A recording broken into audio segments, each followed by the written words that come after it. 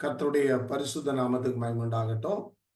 இந்த நாளிலும் நம் நடுவில் வந்து ஆண்டவருடைய வார்த்தையை பகிர்ந்து கொள்ள வந்திருக்கிற அருமையான தங்கச்சி பிருந்தா ஜெஸ்தாஸ உங்கள் மத்தியில அறிமுகப்படுத்துறதுல மிகுந்த மகிழ்ச்சி அடைகிறார். பிருந்தா தேசங்கள பக்கத்துல இருந்து சொந்த ஊரை கொண்டவங்க. அந்த இடத்துல பணி நிமித்தமா குடும்பத்துமாக வசிப்பதற்கு அங்க இருக்கிறாங்க. முதல் முறையில நாங்க அவங்கள சந்திப்பதற்கு கர்த்தர் கிருபை தந்தார். அதற்காக ஆண்டவருக்கு நன்றி செலுத்துகிறேன். இந்த பள்ளத்தூர் இந்த அருமையான குடும்பம் ஊழியத்தின் பாதையில அறிமுகமாவதற்கு காரணம் ஒண்ணு உண்டுன்னா, என்னுடைய சகோதரன் அந்த பள்ளத்தூர்ல இந்தியன் பேங்க்ல மேனேஜரா பணிபுரிஞ்சாங்க. பள்ளத்தூர்ல சர்ச் உண்டு. அதுல ஒரு 4 பேர் முதல் தடவையா நான் அந்த சர்ச்சில் நிற்கும் போது நின்னாங்க. ஆண்டவருடைய கிருபையில இந்த அருமையான குடும்பம் அன்றைக்கு எங்களோடு தொடர்பு கொண்டாங்க. அதுல இருந்து தொடர்ந்து இந்த பகுதியில ஊழியங்களை செய்வதற்கு கர்த்தர் பயன்படுத்தி வருகிறார். பள்ளத்தூர் ஸ்கூல் கேம்பஸ் ஒன்று உண்டு. அதுல சர்ச்சில் சுத்தி அந்த கேம்பஸ்ல அழகான பிரைமரி ஸ்கூல் ஒன்று உருவாக்கப்பட்டு அந்த பிரைமரி ஸ்கூல்ல அருமையான தங்கச்சி பிருந்தா வந்து பிரின்சிபலா செயலாற்றி கொண்டிருக்கிறாங்க. கடந்த 2 ஆண்டுகளுக்கு முன்பாக அந்த இடத்துல போய் ஊழியத்தை நிறைவேற்றுகின்ற பொழுது, இந்த ஸ்கூல்ல 193 பிள்ளைகள் படிக்கிறாங்க.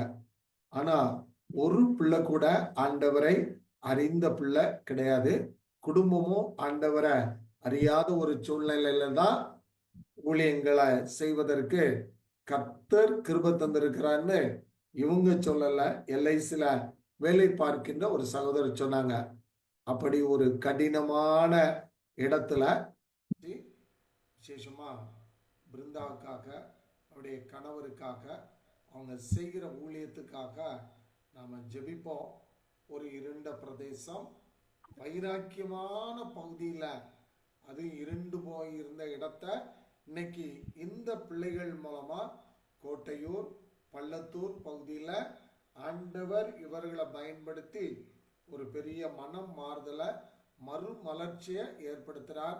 இந்த பிள்ளைகளுக்காக நீங்க ஜெபம் பண்ணுங்க. ஸ்கூல் உண்டாக்குனது அவங்க தான். இவங்களே ஃபண்ட் ரைஸ் பண்ணி இன்னைக்கு 8th ஸ்டாண்டர்ட் வரைக்கும் இந்த பள்ளத்தூர் ஸ்கூல் கேம்பஸை உருவாக்கி தேவ கிருபையில நடத்துறாங்க. ஜெபம் பண்ணுங்க. கர்த்தர் இந்த பிள்ளைகளை கொண்டு ஒரு பெரிய மாறுதலை இந்த பகுதியில தர நாம ஜெபிப்போம். கர்த்தர் நம்மை கொண்டு பெரிய காரியத்தை நிச்சயமா செய்வார் என்பதுல சந்தேகம் இல்லை. ஆண்டவர் இந்த அருமையான பிள்ளைகளை பயன்படுத்தி இந்த நாள்ல ஊழியத்தின் பாதையில எடுத்து வேப்படுத்துவதோடு மாத்திரமல்ல, சுவிசேஷத்தை அறிவிப்பதற்கும் ஆண்டவர் பயன்படுத்தி வருகிறார். இந்த நாள்ல தங்கச்சி நம்ம நடுவுல இருப்பது மிகுந்த சந்தோஷமான ஒரு காரியம். இப்பொழுதும் ஆண்டவருடைய வார்த்தைய நம்மோடு கூட பகிர்ந்து கொள்ள சகோதரி பிருந்தாவை அன்போடு அழைக்கிறேன். குடும்ப தரிசன மிஷினரி கூடுகைக்கு வந்திருக்கிற உங்கள் ஒவ்வொருவரையும் அன்புடன் வரவேற்கிறேன். கர்த்தருடைய கிருபையினால எபேசியர் 2:8 கிருபையினால விசுவாசத்தை கொண்டு ரட்சிக்கப்பட்டீர்கள், இது தேவனுடைய ஈவு, இது உங்களால் உண்டானதல்ல, இது தேவனுடைய ஈவு என்ற வசனத்தின்படி கர்த்தருடைய கிருபையில என் வாழ்க்கையை ஆண்டவர் என்ன செஞ்சாருன்னா கிருபையினால என்னை ரட்சித்தாரு. ஒரு கர்த்தருடைய கிருபையில வாலிபன் நாட்கள்ல ரட்சித்த பொழுது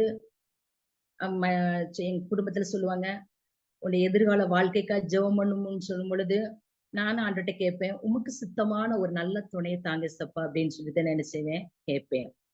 அப்படி கேட்கும் பொழுது கர்த்தருடைய கிருபையினால வசனத்தின்படி எனக்கு ஒரு நல்ல ஒரு குடும்பத்தை ஆண்டவர் தந்தாரு, நல்ல ஒரு மனவளனை தந்தாரு, என் கணவரை தந்தாரு.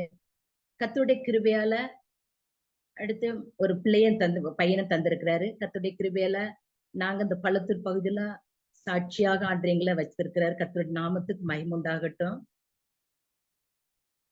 கர்த்தருடைய கிருபையினால எபேசியர் 2:3 என்ன சொல்லி இருக்குதுன்னா, அவர்களுக்குள்ள நாம் எல்லாரும் முற்காலத்திலே நமது மாம்ச இச்சையின்படியே நடந்து நமது மாம்சமும் மனசும் விரும்பினைகளை செய்து சுவாபத்தினாலே மற்றவர்களை போல கோபாக்கினையின் பிள்ளைகளா இருந்தோம் அப்படின்னு சொல்லிட்டு எபேசியர் 2:3 பவுல் சொல்றாரு. அதே போலதான் நம்மளும் இருந்துதான் ஆண்டவர் நம்மளை என்ன செஞ்சிருக்காரு, எங்களை ரட்சித்திருக்கிறாரு. இதே போல இந்த பள்ளத்தூர் பகுதியில அநேக விக்கிரகம் நிறைந்த ஏரியா. அந்த விக்கிரகம் நிறைந்த ஏரியாவுல தேவனும் அடுத்த வசனத்துல என்ன இருக்குன்னா, இந்த எபேசியர் 2:4 தேவனோ இரக்கத்தில் ஐஸ்வர்யம் உள்ளவராய் நம்மில் அன்பு கூர்ந்த தம்முடைய மிகுந்த அன்புனால, சுவாபத்தினால அந்த ஜனங்கள் என்ன விட்டு இருக்கிறாங்கன்னா, மாம்ச இச்சின்படி நிறைய நடக்கிறாங்க. மாம்சம் மனசு விரும்பினர்களை தான் செய்யறாங்க. சுவாபத்தினால மற்றவர்கள கோபாக்கினின் பிள்ளைகளாக இருக்கிறாங்க. ஆனா இந்த பள்ளத்தூர் பகுதியில எங்களை அடிமை குடும்பத்தை கொண்டு வந்தது ஒரு நோக்கம் ஆண்டவர் வச்சிருக்கிறாரு. நாங்க ஒரு வீட்டுல ஒரு வாடகை வீட்டுல முதல்ல இருந்தோம். அப்போ என்னன்னா, ஒரு ருக்கு என்கிற ஒரு சகோதரி எங்கிட்ட பேசுவாங்க. நல்லா பக்கத்து வீட்டுக்காரங்க நல்லா அன்பா இருப்பாங்க. ஆனா ஆண்டவர் பற்றி சொல்லும் பொழுது அவங்க என்ன செய்ய மாட்டாங்கன்னா, ஏற்றுக்கொள்ள மாட்டாங்க. அவங்க சூரிய நமஸ்காரம், அவங்களோட பெற்றோர்லாம் சூரிய நமஸ்காரத்தை தான் என்ன செய்வாங்க, தெய்வமாக வழிபடுவாங்க. காலைல எழுந்த உடனே சூரிய நமஸ்காரம் தான் பண்ணுவாங்க. அப்படி இருந்த அந்த குடும்பத்துல கிறிஸ்துமஸ்க்கு நாங்க கேக் கொண்டு கொடுத்தானா, வேண்டாம் நாங்க மாலை போட்டிருக்கோம் வேண்டான்னு சொல்லி என்ன செஞ்சிருவாங்க, அனுப்பி விட்டுட்டாங்க.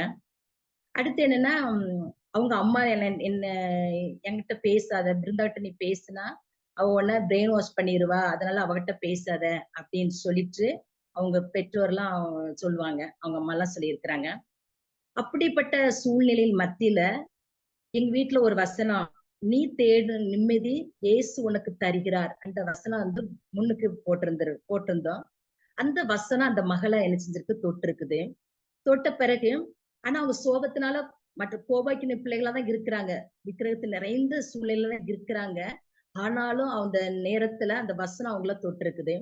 தொட்ட பிறகு அவங்க என்கிட்ட கொஞ்சம் அப்படியே நாம ஆர்டர் பற்றி அவங்களுக்கு சொல்லும் பொழுது அவங்க என்ன பண்ணுவாங்கன்னா, கேட்பாங்க. அப்படி கேட்டுட்டே இருந்து பிறகு அப்படியே ஆண்டவர் பற்றி அறிய ஆரம்பிச்சாங்க. கர்த்தருடைய கிருபையில பிறகு ஆண்டவர் சொந்த ரட்சராக அந்த அந்த சகோதரியை ஏற்றுக்கொண்டாங்க. ஏற்றுக்கொண்ட பிறகு அப்படி ஒரு 10 வருஷம் அப்படியே என்கிட்ட தொடர்புல இருந்துட்டு தான் இருந்தாங்க. அடுத்து என்னன்னா, அவங்களுடைய வாழ்க்கையில போராட்டங்கள் பயங்கரமா வந்துச்சு. வந்த உடனே என்கிட்ட பைபிளை திருப்பி தந்துட்டு, அக்கா உங்ககிட்ட இருக்கட்டும், நான் நான் ஆண்டவர் பற்றி எனக்கு இன்னும் எங்க வீட்டுல விடுதலை ஆன பிறகு நான் என்ன செய்யறேன்னா, அந்த பைபிளை வாங்கிட்டு போறேன்னு சொல்லிட்டு என்கிட்ட தந்துட்டாங்க. ஆனா இந்த பைபிளை யாருக்கும் நீங்க கொடுக்க கூடாது அப்படின்னு சொல்லிட்டு என்ன செஞ்சுட்டாங்க, தந்துட்டாங்க. நாங்க புது வீடு கட்டி இங்க வந்துட்டோம். பள்ளத்துல இன்னொரு இடத்துல வந்துட்டோம். ஆனா அந்த சகோதரி அங்க இருந்துகிட்டு என்ன செய்வாங்கன்னா, என்கிட்ட போன்ல கான்டாக்ட் பண்ணிட்டே இருந்தாங்க. ஆனாலும் அந்த குடும்பத்துல அந்த பிள்ளைகளுக்கு ஆண்டவர் பற்றி சொல்லிட்டு இருந்தா.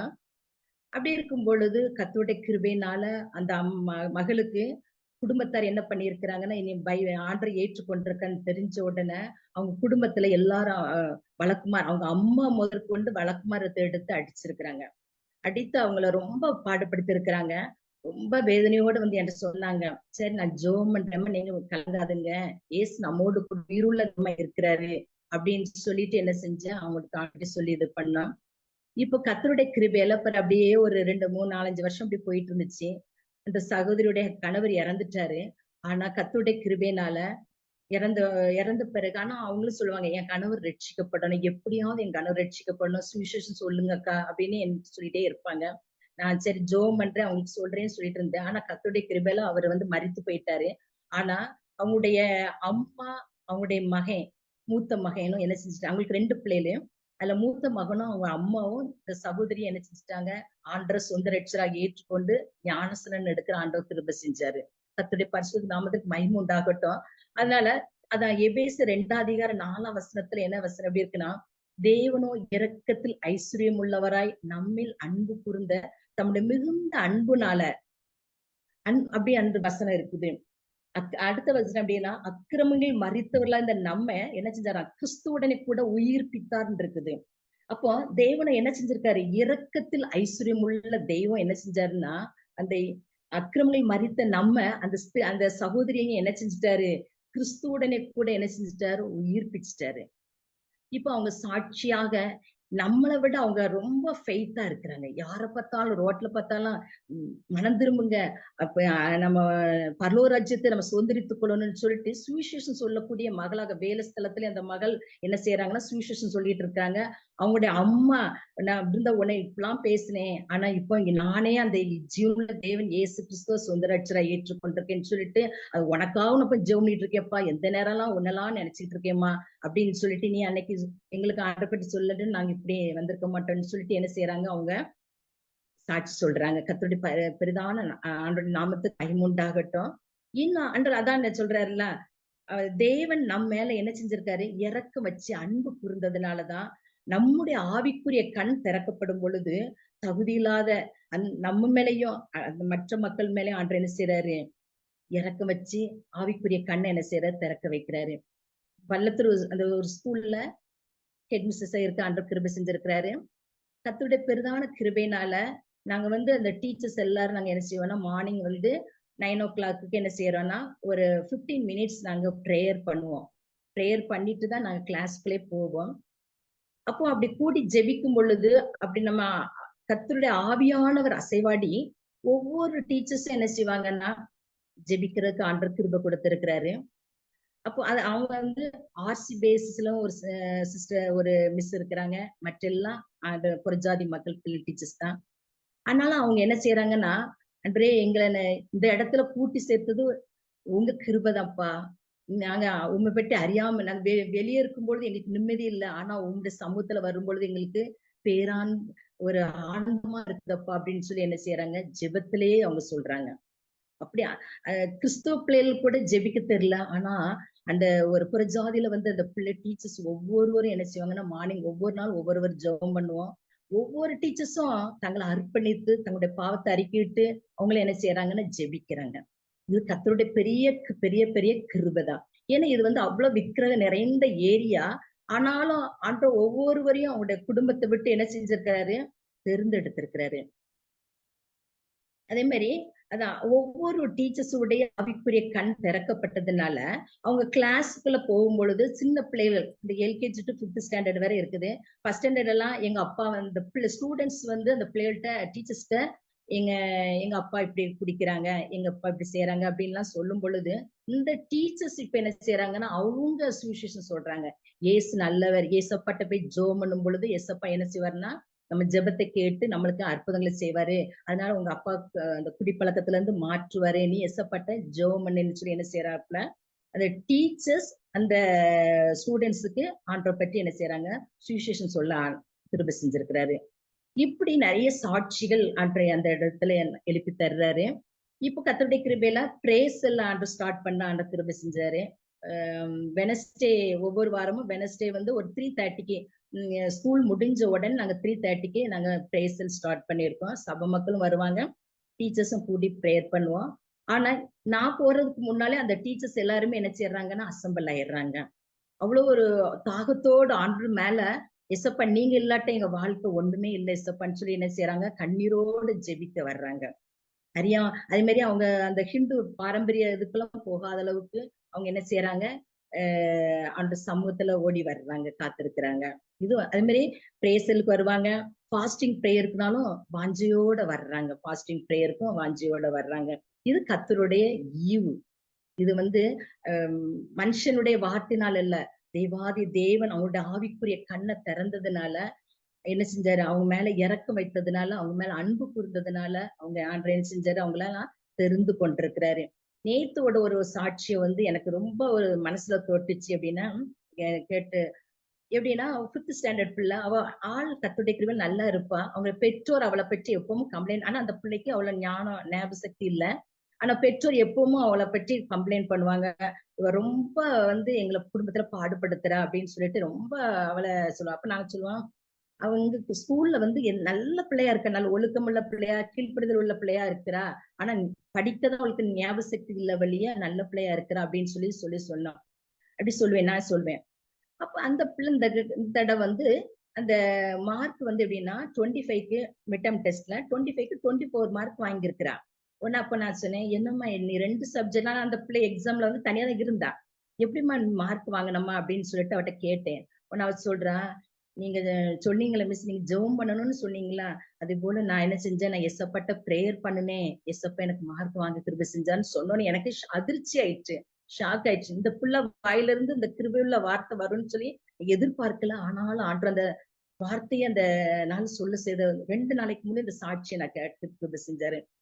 அதே போல ஏற்கனவே இந்த ஒரு 20 இயர்ஸ்க்கு முன் அதான் அந்த முன்னுக்கு படித்த பிள்ளை, அப்ப ஸ்டார்டிங் நான் வந்த புதுசுல ஆண்டவர் பற்றி சுவிசேஷம் சொன்ன புள்ள அந்த ரட்சிக்கப்பட்டு அவளுடைய வாழ்க்கையிலையும் எப்படின்னா மேரேஜ் ஆயிருக்குது. அந்த பொண்ணு என்னன்னா பிரிஞ்சிருப்பாங்க போல.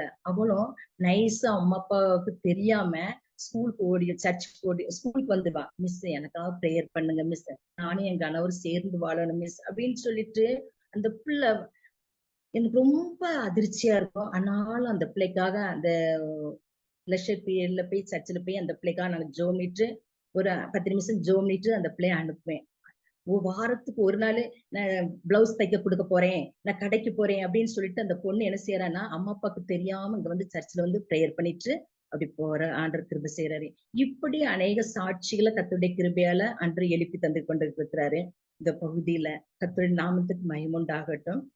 இப்போ நம்ம அதே போல எபேசியர் முதல்ல என்ன பார்க்கணும்னா, தேவனோ இரக்கத்தில் ஐஸ்வர்யம் உள்ளவராய், எபேசியர் 2:4 இரக்கத்தில் ஐஸ்வர்யம் உள்ளவராய் இருந்ததுனாலதான் நம்மள என்ன செஞ்சிருக்காரு, தெரிந்து கொண்டிருக்கிறாரு. இந்த பகுதியில ஜனங்களையும் அன்றைய செஞ்சுட்டு கொண்டிருக்கிறாரு, தெரிந்து கொண்டிருக்கிறாரு.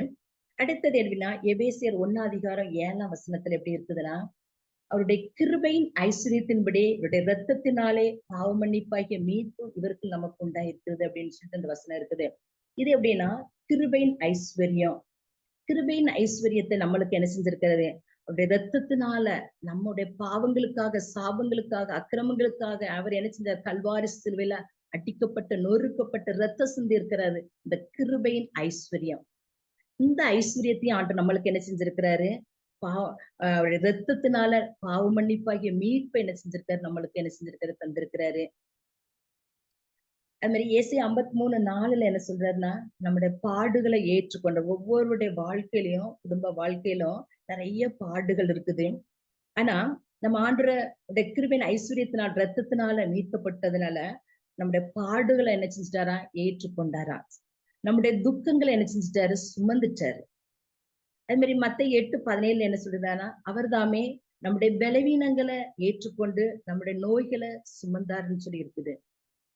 அதே மாதிரி கலாத்தியர் 3:13 மரத்தில் தூக்கப்பட்ட எவனும் சபிக்கப்பட்டவன் எழுதியிருக்கிறபடி கிறிஸ்து நமக்கா என்ன செஞ்சாரா, சாபமாகி நியாயப்பிரமாணத்தின் சாபத்திற்கு நம்ம நீங்களாக்கி மீட்டு கொண்டாருன்னு இருக்குது.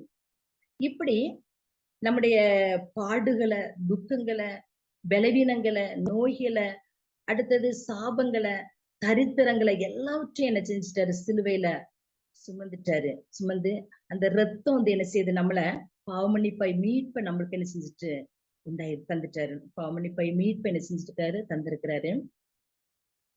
அடுத்து நான் சொல்லி இருக்குது எபிரேயர் 9:22 ரத்த சிந்துதல் இல்லாமல் மன்னிப்பு உண்டாகாது என்று சொல்லி இருக்குது. அதனால நம்முடைய எல்லாருடைய பாவங்களுக்காக, சாபங்களுக்காக வர என்ன செஞ்சுட்டாரு, கல்வாரி சிலுவையில ரத்த சிந்தி அந்த கிருபையின் ஐஸ்வர்யத்தை நமக்கு என்ன செஞ்சிருக்கிறாரு, தந்திருக்கிறாரு. அடுத்து என்ன அப்படின்னா, எபேசியர் 1:18-19 எப்படின்னா, பரிசுத்தவான்களிடத்தில் தமக்கு உண்டாயிருக்கிற சுதந்திரத்தினுடைய மகிமையின் ஐஸ்வர்யம் இன்னதென்று தாம் கிறிஸ்துவை, தேவன் அதான் தாம்னா கிறிஸ்துவை, தேவன் வந்து கிறிஸ்துவை மரித்தோரிலிருந்து எழுப்பி அவரிடத்தில் நடப்பித்த தமது பலத்த சொத்தத்தின் வல்லமையின் படியே அப்படின்னு இருக்குது. அப்ப தேவன் அந்த இயேசு கிறிஸ்து மரித்து 3ஆம் நாள் உயிரோட வந்தது என்னன்னா, அது மகிமையின் ஐஸ்வர்யம். இந்த ஐஸ்வர்யத்தை என்ன செஞ்சிருக்கிறாரு, நம்மளுக்கு தந்திருக்கிறாரு. அவர் மரித்து 3ஆம் நாள் உயிரோடு வந்த அந்த மகிமையின் ஐஸ்வர்யம் நம்முடைய வாழ்க்கையில தந்தது. ஃபர்ஸ்ட் எப்படின்னா கிருபையின் ஐஸ்வர்யம், ஃபர்ஸ்ட் வந்து இரக்கத்தில் ஐஸ்வர்யம், 2வது கிருபையின் ஐஸ்வர்யம், 3வது மகிமையின் ஐஸ்வர்யம். இந்த ஐஸ்வர்யத்தை ஆண்டவர் தந்து நம்மளுக்கு என்ன செஞ்சாருன்னா, இயேசு கிறிஸ்து மரித்து 3ஆம் நாள் உயிர்த்தெழுந்தார்.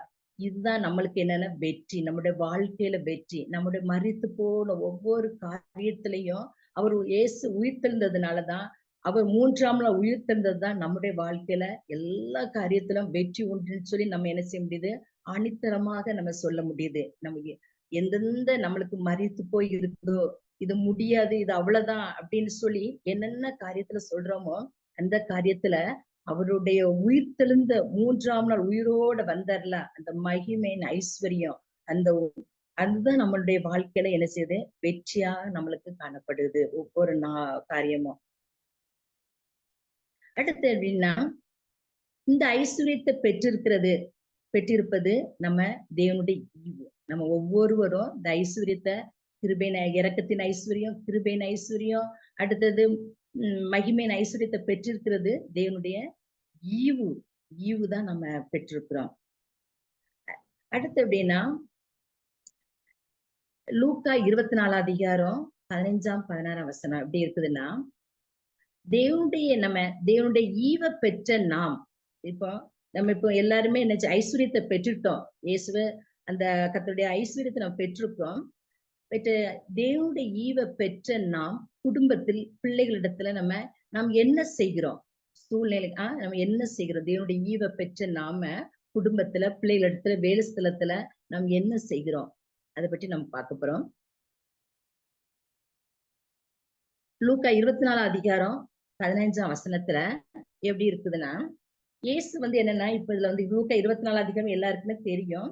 அதுல இயேசு உயிரோட வந்துடுறாரு. 6ஆம் வசனத்துல உயிர் தெளிந்து வந்துடுறாரு.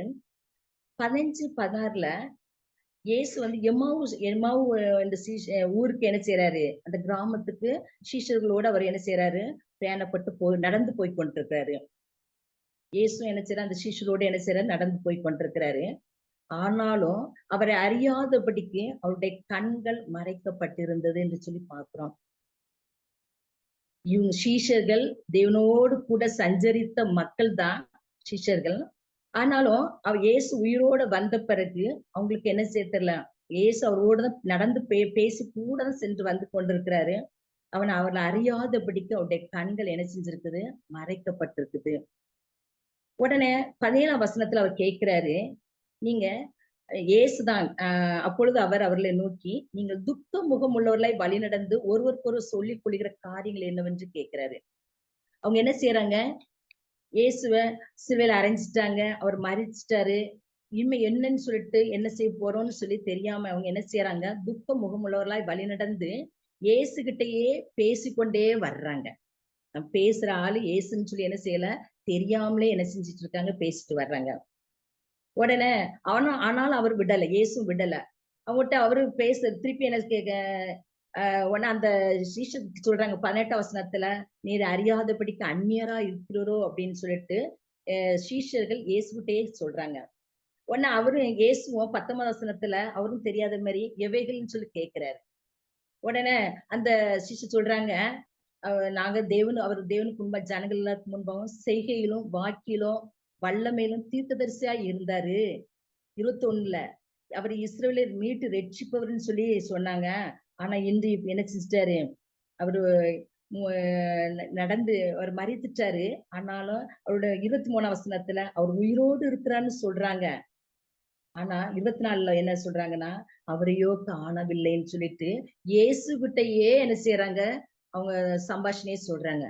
கூட இயேசு இருக்கிறாரு, அது அவங்களுடைய மாம்ச கண்கள் என்ன செய்ய முடியல, பார்க்க முடியலை. கூடதான் இயேசுகிட்டே தான் பேசிட்டு போறாங்க.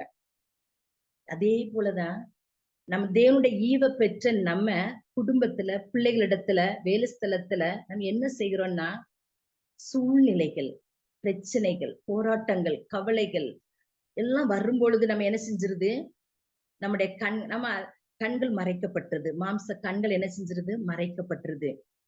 இயேசுவை நம்ம ஆவிக்குரிய கண்களும் என்ன செஞ்சிருது, மறைக்கப்பட்டிருது. நம்ம இயேசுவை பார்க்க மாட்டேங்கிறோம். பார்க்காம நம்ம என்ன செஞ்சிட்டு இருக்கோம், நம்ம மாம்சத்துல என்னென்ன சூழ்நிலைகளை பார்த்து என்ன செஞ்சிட்டு இருக்கோம், பேசிக்கொண்டு இருக்கிறோம். இப்படி இருக்குது அப்படி இருக்குதுன்னு சொல்லிட்டு என்ன சூழ்நிலைகளை பார்க்கிறோம். நம்மோடு இருக்கிறவர், உயிரோடு இருக்கிற தெய்வம்னு சொல்லிட்டு என்ன செய்யல, உணர முடியாத அளவுக்கு கண்கள் என்ன செஞ்சிருது, அந்த சீஷலுக்கு மறைக்கப்பட்டது போலதான் நம்முடைய கண்கள் என்ன செஞ்சிருது, சூழ்நிலைகளை பார்த்து மறைக்கப்பட்டு விடுகிறது. உடனே என்ன செய்யறாருன்னா 25 வசனத்துல, லூக்கா 24 அதிகாரம் 25 வசனத்துல இயேசு அவர்களை பார்த்து சொல்றாரு எப்படின்னா, தீர்க்க தரிசனம் சொன்ன யாவையும் விசுவாசிக்கிறதுக்கு புத்தி இல்லாத மந்த இருதயம் உள்ளவர்களே அப்படின்னு சொல்றாரு. அப்ப அதே அதே நம்மளும் அப்படியேதான் இருக்கிறோம். தீர்க்கதரிசி சொன்ன யாவையும் விசுவாசிக்க முடியாத புத்தி இல்லாத மந்த இருதயமாக நம்ம என்ன செய்யறோம் இருக்கிறோம், சூழ்நிலைகளை பார்க்கறதுனால. அதுக்கடுத்தது எப்படின்னா, லூக்கா 24:36 என்ன சொல்றாருன்னா, அவங்க சிஷ்யர்கள் கூட தான் போய் நின்னுட்டு இயேசுதாமே அவர் நடுவே நின்று உங்களுக்கு சமாதானம் சொல்றாரு. இயேசு என்ன சொல்ற, சமாதானம் உயிரோட வந்த பிறகு அது நடக்குது. இது உங்களுக்கு சமாதானங்கிறாரு. அப்படி இருந்தும் அவங்களுடைய அவங்க என்ன செய்யறாங்கன்னா கலங்குறாங்க, பயப்படுறாங்க, ஏதோ ஒரு ஆவியை காண்கிறதாக என்ன செய்யறாங்க நினைக்கிறாங்க. நம்மளும் அப்படிதான். பிரச்சனை வரும்பொழுது இயேசு பயப்படாத, கலங்காத, திகையாத, நான் உன் கூட இருக்கிறேன்னு சொல்லி சமாதானம்னு சொல்றாரு. ஆனா நம்ம ஆண்டுடைய வார்த்தையெல்லாம், தீர்க்க சொன்ன வார்த்தையெல்லாம் என்ன செய்ய மாட்டேங்கிறோம், நம்ம விசுவாசிக்க முடியாத புத்தி இல்லாத மந்த இருதயமாக என்ன செஞ்சிடறோம், குடும்ப பிரச்சனைகள் வரும் பொழுது, அந்த சூழ்நிலைகள் வரும் பொழுது என்ன செஞ்சிடறோம், சொல்லி விடுகிறோம், கலங்கி கொண்டிருக்கிறோம். ஆனா அதே 38:38லயே என்னது, ஏன் இயேசு அவங்களை பார்த்து சிஷ்யர்களை பார்த்து சொல்றாரு, ஏன் கலங்குறீங்க, உங்க இருதயங்கள் சந்தேகங்கள் எழும்புகிறது என்ன? அநேக நேரத்துல குடும்பத்திலயோ வேலை ஸ்தலத்திலோ எந்த இடங்கள்னாலும் சில காரியத்தை குறித்து நம்ம என்ன செஞ்சிரும், கலங்குறோம். எப்படி ஆகும், இது எப்படி முடியும், பண நெருக்கடியா இருக்குதே, குடும்ப சூழ்நிலை எப்படி இருக்குதே அப்படின்னு சொல்லிட்டு, பலவீனம் இருக்குதே, எல்லாம் அப்படின்னு சொல்லி என்ன செய்யறோம், கலங்குறோம். ஆனா ஆண்டவர் என்ன சொல்றாரு, உன் பலவீனங்கள்லாம் நான் ஏற்றுக்கொண்டேன், நோயெல்லாம் சிலுவையில சுமந்துட்டேன்னு சொல்லி சொல்றாரு. ஆனா அதையும் நம்ம என்ன செய்ய முடியல, தீர்க்க சொன்ன அந்த வார்த்தை, அவனுடைய வார்த்தை என்ன செய்யல, நம்மளுக்கு என்ன ஏற்றுக்கொள்ள முடியாத அளவுக்கு இருக்குது. அது இல்லாத அளவுக்கு நம்ம என்ன செஞ்சிடும், பலவீனத்தை தான் நம்ம நினைச்சு பார்த்துட்டு இருக்கோம். ஐயோ இப்படி இருக்குது, என்ன செய்ய எது செய்ய அப்படின்னு சொல்லிட்டு பலவீனத்தை தான் சொல்லி பார்த்து கொண்டு இருக்கிறோம். அடுத்து எப்படின்னா, அப்படின்னு சொல்றாரு, உன் பாடுகளெல்லாம் நான் ஏற்றுக்கொண்டேன், உன் துக்கத்தெல்லாம் நான் சுமந்துட்டேன்னு அன்று சொல்றாரு. ஆனா அந்த பாடுகள் எல்லாம் நம்ம ஏற்றுக்கொண்டேன்னு தீர்க்க சொன்ன மாதிரி அன்ற வார்த்தையை சொல்றாரு. ஆனா நம்ம புத்தி இல்லாத மந்த இருதயம் என்ன செஞ்சிருது, பாடுகள் எல்லாம் நம்மளேதான் திருப்பி திருப்பி என்ன செஞ்சுட்டு இருக்கோம், சுமந்துகிட்டு இருக்கோம். அந்த சீஷர்கள் இயேசு கிட்ட சொன்ன மாதிரியே தான் நம்மளே என்ன செஞ்சுக்கிட்டு இருக்கோம், இந்த நாட்கள்ல நம்ம செஞ்சுக்கிட்டு இருக்கோம். தேவனுடைய ஈவை பெற்ற நம்ம ஒவ்வொரு நாளும் அப்படிதான் என்ன செஞ்சுட்டு இருக்கோம். அதனால அன்று இப்படி செஞ்சு கொண்டிருக்கிறோம். அதனால ஆண்டு சொல்றாரு, இது எனக்கு ஆண்டு தந்த வார்த்தை. எப்படின்னா, ஆண்டு எனக்கு இந்த நாள்ல நான் பேசி கொண்டு இருக்கிறதெல்லாம் ஆண்டு எனக்கு கொடுத்த வசனம். என் வாழ்க்கையில ஒவ்வொரு நாட்கள்லாம் ஆண்டு சமத்துல காத்திருக்கும் போது ஆண்டு எனக்கு கொடுத்த வார்த்தையை தான் இந்த நாள்ல ஆண்டுடைய வார்த்தையாக நான் உங்களுக்கு சொல்றதுக்கு ஆண்டு கிருபை செஞ்சிருக்கிறாரு. 39 ஆண்டவரே சொன்ன மாதிரி ஆண்டரே தான் சொல்றாரு, நான் தான் என்று அறியும்படி, நான் தான் என்று அறியும்படி, உயிரோட வந்த உடனே அவருடைய என்ன சொல்றாரு, நான் தான் என்று அறியும்படி என் கைகளையும் கால்களையும் பாருங்கள், என்னை தொட்டு பாருங்கள், நீங்கள் காண்கிறபடி எனக்கு மாம்சம் எலும்புகளும் உண்டாயிருக்கிறது போல ஒரு ஆவிக்கு இராதே என்று சொல்றாரு. அப்படி தம்முடைய கைகளையும் கால்களையும் அவங்களுக்கு என்ன செஞ்சாரா, காண்பித்தாரா. அதே வசனம் எனக்கு ஆண்டு வெளிப்படுத்தினார் இந்த வசனத்தெல்லாம். அப்ப இதை வச்சு நான் என்ன செய்வேன், ஆண்டவரே எனக்கு அந்த ஆவியில ஜெபிக்கும் பொழுது இந்த வசனத்தை ஆண்டுடைய கைகளையும் கால்களையும் ஆண்டு நான் அதை நினைத்து என்ன செய்வேன், நான் ஜெபிப்பேன். அப்படி அடுத்து எப்படின்னா, அப்படி ஜெபிக்காண்டு எனக்கும் கிருபை செஞ்சிருக்காரு, மற்றவங்களுக்கும் அந்த வசனத்தை நான் என்ன செய்வேன், சொல்லக்காண்டு எனக்கு கிருபை தந்தாரு. அடுத்து எப்படின்னா, தேவனுடைய ஈவை பெற்ற நாம் குடும்பத்தில் வேலை ஸ்தலத்தில் நாம் என்ன செய்ய வேண்டும், நம்ம என்ன செய்யணும்னா, அதுக்கு சொல்லியிருக்காரு பாருங்கன்னா, 45 வேத வாக்கியங்களை அறிந்து கொள்ளும்படி அவர்களுடைய சீஷருடைய மனதை அவர் என்ன செஞ்சாராம், திறந்தாராம். அதே போல நம்முடைய மனதை ஆண்டு என்ன செஞ்சிருக்காரு, திறந்திருக்கிறாரு. திருப்பி என்ன சொல்றாரு, எழுதியிருக்கிறபடி 46 கிறிஸ்து பாடுபடவும் 3ஆம் நாளில் மரித்தோரிலிருந்து எழுந்திருக்கும் வேண்டியதாய் இருந்தது, அன்றியும் மனம் திரும்புதலும் பாவ மன்னிப்பும் எருசலேம் தொடங்கி சகல தேசத்தாருக்கும் அவருடைய நாமத்தினால பிரசங்கிக்கப்பட வேண்டியது, நீங்கள் இவைகளுக்கு சாட்சிகளாய் இருக்கிறீர்கள். இந்த வசனத்தாண்டு கொடுத்தாரு. அப்போ கிறிஸ்து பாடுபடவும் மரித்தொழிந்து எழுந்திருக்க வேண்டியதா இருந்ததுன்னு சொல்லிட்டு அவர் உயிரோட வந்த பிறகு இதை சொல்லிட்டு இருக்கிறாரு. மனம் திரும்புதலும் பாவ மன்னிப்பும் பற்றி நம்ம என்ன செய்யணும்னா, மக்களுக்கு என்ன செய்யணும், சுவிசேஷமாக சொல்லணும். அதே மாதிரி சொல்லணும். இதுக்கு நீங்க தான் சாட்சிகள், எல்லா இயேசுவின் நாமத்தினால நீங்க என்ன செய்யணும், பிரசங்கிக்கப்பட வேண்டியது என்று சொல்றாரு. நம்ம பிளஸ் எல்லாரும் மக்களுக்கும் ஆண்டை பற்றி என்ன செய்யணும், வேலை ஸ்தலத்துல, குடும்பத்திலையும், வேலை ஸ்தலத்திலையும், பக்கத்து வீட்டுல எல்லா இடத்துலயும் நம்ம என்ன செஞ்சு வேண்டியிருக்கு, அவருடைய நாமத்தை பிரசங்கிக்க வேண்டியதா இருக்குது. இது நம்ம தான் சாட்சின்னு சொல்லி நம்மகிட்ட என்ன செய்யறாரு, இந்த பொறுப்பை கொடுத்திருக்கிறாரு. அதனால நம்ம எல்லாருமே என்ன செய்யணும்னா, ஆண்டவர் பற்றி அவருடைய எப்படின்னா பாடுகள், அடுத்தது 3ஆம் மரித்தோரிலிருந்து எழுந்ததை பற்றி நம்ம என்ன செய்யணும், நம்ம என்ன இருந்தாலும் சாட்சி பிரசங்கிக்க வேண்டும், சுவிசேஷத்தை பற்றி நம்ம சொல்ல வேண்டும். அடுத்தது, தேவனுடைய ஈவை பெற்ற நாம் எதை பெற்றுக்கொள்ள வேண்டும்? முதல்ல நம்ம என்ன பார்த்தோம்னா, தேவனுடைய ஈவை பெற்று நாம் குடும்பத்துல எப்படி நாம் என்ன செய்கிறோம். அடுத்தது, தேவனுடைய ஈவை பெற்று நம் குடும்பத்துல, வேலை ஸ்தலத்துல நம்ம என்ன செய்ய வேண்டும், சுவிசேஷங்கள் அண்டு அப்படின்னு சொல்லி பாக்குறோம். இப்ப என்ன பாக்குறோம்னா, தேவனுடைய ஈவை பெற்ற நாம் எதை பெற்றுக்கொள்ள வேண்டும்? எதை பெற்றுக்கொள்ள வேண்டும்? பரிசுத்த ஆவியை நம்ம என்ன செய்யணும், பெற்றுக்கொள்ளணும். லூக்கா 24 அதிகாரம் 49ஆம் வசனத்துல என்ன சொல்லியிருக்காருன்னா, என் பிதா வாக்குத்தத்தம் பண்ணினதை இதோ நான் உங்களுக்கு அனுப்புகிறேன், நீங்களோ உன்னதத்திலிருந்து வரும் பலனால் தரிப்பிக்கப்படும் வரைக்கும் எருசலேம் நகரத்தில் இருங்கள் என்றார். அப்போ என் பிதா வாக்குத்தத்தம் பண்ணினதை இதோ நான் உங்களுக்கு அனுப்புகிறேன்னு சொல்றாரு. நீங்களும் உன்னதத்திலிருந்து வரும் பலனால், அந்த உன்னதத்திலிருந்து வரும் பலனை நீங்க என்ன செய்யணும், தரிப்பிக்கப்படும் வரைக்கும்னா எருசலேம் நகரத்துல இருங்க. அதே வசனம் நம்மளுக்கு அப்போஸ்தலர் 1ஆம் அதிகாரம் 5ஆம் வசனத்துல சொல்லியிருக்கிறாரு. எப்படின்னா, ஆகையால் நீங்கள் எருசலேமை விட்டு போகாமல் என்னிடத்தில் கேள்விப்பட்ட பிதாவின் வாக்குத்தத்தை நிறைவேற காத்திருங்கள். பிதாவினுடைய வாக்குத்தத்தை நிறைவேற நம்ம என்ன செய்யணுமா, காத்திருக்கணும்னு சொல்லி என்ன செய்யறாரு, கட்டளையிட்டாரு.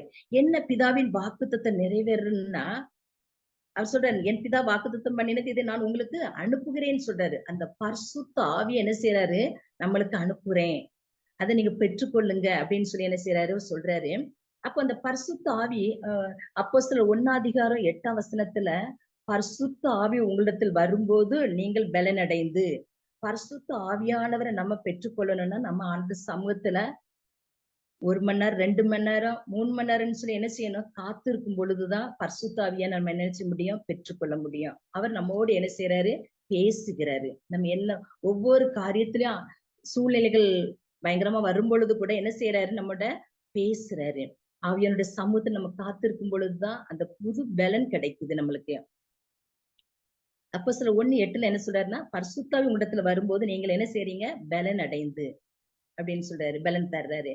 அடுத்தது எப்படின்னா, அப்பதான் நீங்க என்ன செய்ய முடியும், எருசலேமிலும் குடும்பத்திலையும், அதான் எருசலேமிலும், யூதேயா முழுவதிலும், சமரியாவிலும், பூமியின் கடைசி பிரிந்து எனக்கு சாட்சிகளாய் இருப்பீர்கள் என்றார். நம்ம பரிசுத்த ஆவியினுடைய அபிஷேகம் பெறாட்டான்னா நம்ம என்ன செய்ய முடியாது, எங்கேயுமே என்ன செய்ய முடியாது, சாட்சியாக நிற்கவே முடியாது. ஆவியானுடைய உதவி இருந்தாதான், ஆவியான நமக்குள்ள இருந்தாதான் நம்ம சாட்சியாக இருக்க முடியும்.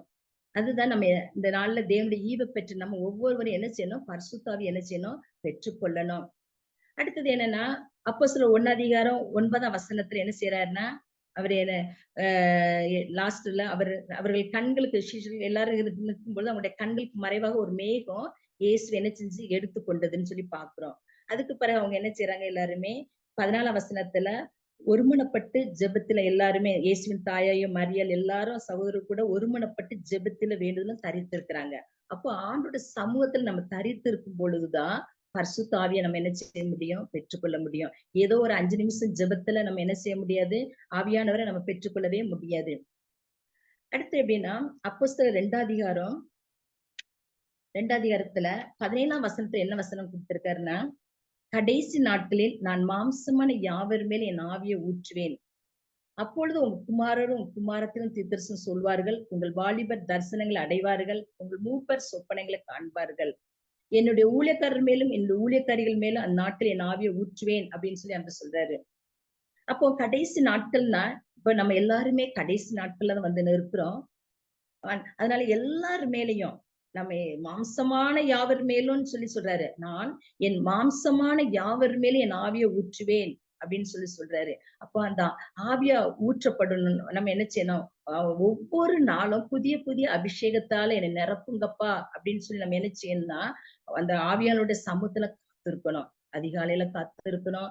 நம்ம நேரப்படும் பொழுதெல்லாம் நம்ம காத்திருக்கும் பொழுதுதான் அன்று என்ன செய்வாரு, நம்முடைய குமாரர் பிள்ளைகள் மேல, குடும்பத்துல பிள்ளைகள் மேல, அஹ் உம் பிள்ளைகள் என்ன செய்வாங்க, அவர் ஆவிய ஊற்றுறாராம். அப்பதான் அவங்க என்ன செய்வாங்க, தீர்க்கதரிசனம் சொல்லுவாங்க. வாலிபர்கள் என்ன செய்வாங்க, தரிசனங்களை அடைவார்கள்னு சொல்றாரு. வாலிபர்களும் தரிசனங்களை அடைவார்கள். மூப்பர் சொப்பனங்களை காண்பாங்கன்னு சொல்றாரு. இப்ப அப்படி நம்ம இந்த ஆவியானவர் நம்ம மேல ஊற்றப்படும் பொழுது நம்முடைய அந்த ஆசீர்வாதம் நம்முடைய சந்ததிகளுக்குள்ளே என்ன செய்யுது, ஊற்றப்படுது.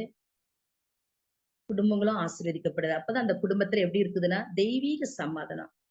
தெய்வீக சமாதானத்தை ஆண்டவர் என்ன செய்றாரு, நம்மளுக்கு தர்றாரு. அந்த தெய்வீக சமாதானத்தை அடிமை குடும்பத்தார் பெற்றுக்கொண்டு இருக்கிறோம். நாங்க கர்த்தருடைய பெரிதான கிருபையினால அந்த அடிமை ஆவியானவருடைய பிரசனத்துல இருக்கிறதுனால அன்று எங்களுக்கு அந்த கிருபைகளை என்ன செஞ்சிருக்காரு, தெய்வீக சமாதானங்கிற கிருபைகளை அன்று எங்களுக்கு மேல ஊற்றி இருக்கிறாரு. அடுத்து எப்படின்னா, அந்த மாம்சமான யாவருமே நான் ஆவியை ஊற்றுவேன் அப்படின்னு சொன்னது அப்போஸ்தலர் 2:1 இருந்து நம்ம பார்க்கிறோம். அவங்க பெந்தேகோஸ்து என்ன ஒரு நாள் வந்தபோது எல்லாரும் ஒருமனப்பட்டு ஓரிடத்தில் வந்திருந்தார்கள். ஒரு மனம் எங்க இருக்குதோ அங்கதான் என்ன வந்து விடுதலை உண்டு.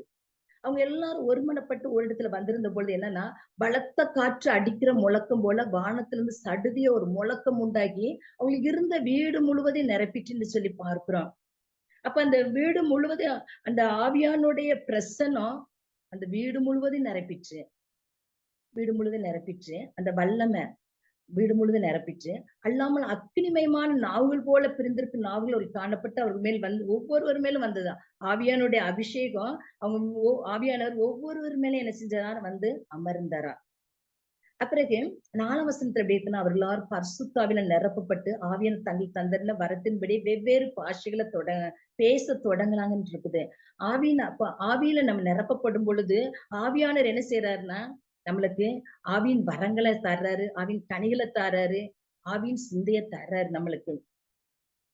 அந்த ஆவியின் வரங்கள்ல அந்த அவங்க அந்நிய பாசையில ஜெபிக்கும் பொழுது அது என்ன சொல்லி ஜெபம்னா, அந்த அந்நிய பாசை ஜெபிக்கிறாங்கன்னா 11ஆம் வசனத்துல விளக்கம் கொடுக்குறாங்க. எப்படின்னா ஆண்டுடைய வார்த்தை அது எப்படி இருக்குன்னா, நம்முடைய பாஷைகளில் இவர்கள் தேவனுடைய மகத்துவங்களை பேச கேட்கிறோமே. அந்த அந்நிய பாஷை எப்படின்னா தேவனுடைய மகத்துவங்களை பேச கேட்கிறாங்க. அந்நிய பாஷை நிரம்பி ஜெபிக்கும் பொழுதுதான் அந்த பிளெஸிங் என்ன செய்யுதுன்னா நம்முடைய குடும்பத்துல என்ன செய்யுது, ஊற்றப்படுது. அப்படி எங்களுடைய ஸ்கூல்ல டீச்சர்ஸ் வந்து ஜெபிக்கும் பொழுது ஆண்டவரே நான் அந்த டீச்சர்ஸ் ஜெபிப்பாங்க எப்படின்னா, அப்பா ஏசப்பா நாங்க மாம்சத்துல ஜெபிக்க கூடாதப்பா, ஆவியின் சிந்தையோடு நான் ஜெபிக்கணும் ஏசப்பான்னு சொல்லி அந்த பிள்ளைல என்ன செய்யும், மாம்ச சிந்தை மரணம், ஆவியின் சிந்தையோ ஜீவனும் சமாதானம், அந்த ஆவியை எங்களுக்கு ஊற்றுங்கப்பா அப்படின்னு சொல்லி என்ன செய்யறாங்க கேட்பாங்க. ஆவியினால எங்களை நிறைத்தருள் இசப்பான்னு சொல்லிட்டு அந்த ஆவிக்குரிய அபிஷேகத்தால நிறைத்தருள்னு சொல்லிட்டு அவங்க அந்த ஜெபத்துல என்ன செய்யறாங்க, அந்த டீச்சர்ஸ் என்ன செய்யறாங்க, ஜெபத்துல கேட்கறாங்க.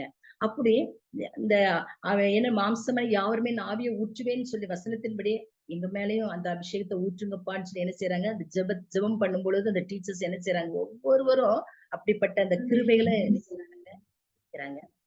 இதுதான் நம்ம என்ன செய்யறோம்னா பரிசுத்த ஆவி என்று நாம் எதை பெற்றுக்கொள்ளணும்னா, நம்ம பிதாவின் வாக்குத்தத்தமான பரிசுத்தாவி என்ன செய்யணும், பெற்றுக்கொள்ளணும். பரிசுத்தாவியான நமக்குள்ள வரும் பொழுதுதான் நம்ம என்ன செய்யறோம், பலன் அடைகிறோம். எப்படி குடும்பத்துல, வேலை ஸ்தலத்துல, சபையில, ஊழியத்துல எல்லா இடங்களிலும் நம்ம என்ன செய்யோம் அப்படின்னு சாட்சியாக இருக்க முடியுது. நம்ம அதே மாதிரி ஒவ்வொரு நாளும் நம்ம புதிய புதிய அபிஷேகத்தால் நிரப்பப்படணும். நம்மகிட்ட ஆண்டுட்டு நம்ம கேட்கணும், ஜபாவி அபிஷேகத்தால, சுவிசேஷ அபிஷேகத்தால, யுத்த அபிஷேகத்தால என்னை நிரப்புங்கப்பா அப்படின்னு சொல்லி நம்ம ஜெபிக்கும் பொழுது அந்த அபிஷேகத்தை நம்ம பெற்று வாழும் போதுதான் நம்ம ஆத்துமாக்களை என்ன செய்ய முடியுது, ஆதாயப்படுத்த முடிகிறது.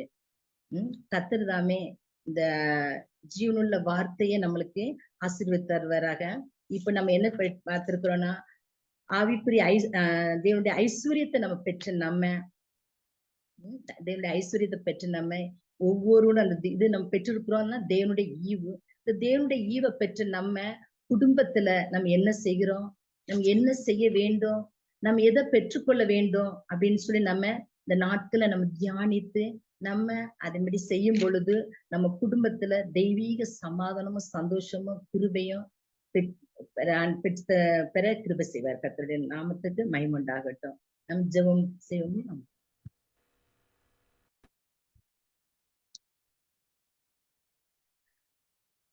துதிக்கிறோம்ப்பா. உம்மை நன்றியோடு உம்மை துதிக்கிறோம். உம்மை ஸ்தோத்திரிக்கணும் ராஜா, ஸ்தோத்திரிக்கணும் ராஜா. அப்பா இவ்வளவு நாள் நேரமும் தகப்பனே ஸ்தோத்திரிக்கணும் ராஜா. குடும்ப தரிசன அப்பா மிஷினரி கூடுகைக்குள்ள கலந்து கொண்டு உம்முடைய வார்த்தையை நாங்க பகிர்ந்து கொடுக்க செய்த கிருபைக்காக நன்றி சுவாமி. அப்பா ஸ்தோத்திரையா உங்க ஜீவனுள்ள சாட்சிய அப்பா நீங்க அப்பா ஸ்தோத்திரையா கேட்கிறீங்க ராஜா. அப்பா ஸ்தோத்திரையா ஆண்டவரே கேட்டு ஒவ்வொரு சகோதர சகோதரி குடும்பங்களையும் அப்பா ஸ்தோத்திரிக்கணும் ராஜா. நீர் ஆசீர்வதிப்பதற்காக ஸ்தோத்திரம். இந்த ஆவிக்குரிய ஐஸ்வர்யத்தை இரக்கத்தின் ஐஸ்வர்யம் அப்பா ஸ்தோத்திரிக்கணும் ராஜா. அப்பா கிருபையின் ஐஸ்வர்யம் மகிமையின் ஐஸ்வர்யத்தை பெற்று அப்பா கிருபையினால விசுவாசத்தை கொண்டு ரட்சிக்கப்பட்டீர்கள் என்று சொன்னீங்களா ராஜா. இது தேவனுடைய ஈவு. இந்த தேவனுடைய ஈவை ஒவ்வொரு குடும்ப பிள்ளைகளும் ஆண்டவரை பெற்று சாட்சியாக குடும்பத்திலையும் வேலை ஸ்தலத்திலையும் ஊழியத்திலையும் செயல்படக்கூடிய அப்பா அந்த ஆவியானுடைய பிரசன்னத்தை அவங்க உணரக்கூடிய ஒவ்வொரு நாளும் அப்பா மாம்சமான யாவர் மேல் ஆவியை ஊற்றுவேன்னு சொன்னீங்களா ராஜா. ஒவ்வொருவர் மேலும் எங்க மேல உங்க தேவ ஆவியை ஊற்றி அப்பா ஸ்தோத்திரம் ஆவியானவருடைய பிரசனத்துக்குள்ள ஆண்டவரே எங்களை ஒவ்வொரு குடும்பங்களையும் நீர் மூடிக்கொள்ளுங்கப்பா, மூடிக்கொள்ளுங்கப்பா. ஸ்தோத்திரிக்கிற ராஜா. அப்பா நீங்க ஒவ்வொரு குடும்பத்திலையும் தெய்வீக சமாதானத்தையும் சந்தோஷத்தையும் நீர் கொடுப்பதற்காக ஸ்தோத்திரம். எல்லா பலவீனங்களையும் இயேசு கிறிஸ்துவின் நாமத்தினால நீங்கி போவதற்காக ஸ்தோத்திரப்பா. எல்லாருடைய பாடுகளையும் இயேசு கிறிஸ்துவின் நாமத்தினால அது நீங்கி போவதற்காக ஸ்தோத்திரம். நன்மையாய் அவங்களை நீர் திருப்தியாக்குவதற்காக ஸ்தோத்திரையா. நசனா இயேசுவே தேவன் பரிசுத்த ஆவியினால் வல்லமையினால் அபிஷேகம் பண்ணினார். தேவன் அவரோடு கூட இருந்தபடினால் அவர் நன்மை செய்கிறவரையும் பிசாசின் வல்லமையில் அகப்பட்ட யாவரையும் குணமாக்குனவரை சுற்றி திரிந்தார் என்று சொல்லி பார்க்கிறோம். ஆமாண்டவரே அதே அபிஷேகம் அதே வல்லமை அப்பா ஸ்தோத்திரையா ஒவ்வொருவரையும் ஆண்டவரே ஆட்கொள்ளட்டப்பா. அந்த ஜூம் மீட்டிங்ல அட்டென்ட் பண்ண ஒவ்வொருவரையும் அந்த பரிசுத்த ஆவியனுடைய அபிஷேகம் வல்லமை ஒவ்வொருவரையும் ஆட்கொள்ளட்டப்பா. கிருபை உண்டாகட்டப்பா. உமக்கு ஸ்தோத்திரம். மகிமையின் தேவன் ஒருவருக்கு செலுத்துகிறப்பா. மகிமையின் தேவன் ஒருவருக்கு செலுத்துகிறோம். தேவனுக்கே மகிமை உண்டாகட்டும். எல்லா துதி கன மகிமை ஒருவருக்கு செலுத்து. இந்த இயேசு கிறிஸ்தால் கெஞ்சி கேட்டிருக்கும் பிதாவே. ஆமென். கலந்து கொண்ட அனைத்து சகோதரர்களுக்கும் சகோதரிகளுக்கும் தெரிவித்துக் கொள்கிறோம். Thank you brothers, thank you sister, thank you.